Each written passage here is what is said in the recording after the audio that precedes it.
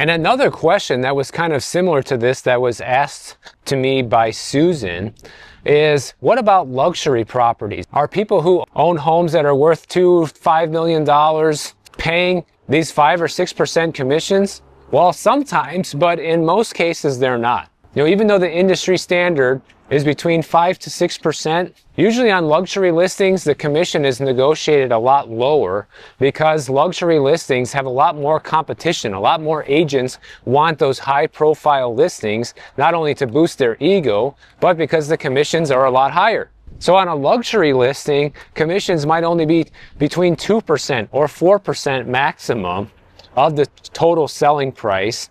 It could be 2% to the listing agent, 2% to the buyer's agent, or sometimes it even goes by a flat fee. It could be on a sliding scale, for example. It could be 5% on the first 1 million, and then only 2.5% on any amount above that, which can really save the seller a lot of money if you're selling a $5 million house, for example. Because if it was just the standard 6% on a $5 million house, guys, you're talking a $300,000 commission, which is just kind of insane. I've seen people get that in Miami, but those days are kind of coming to a close.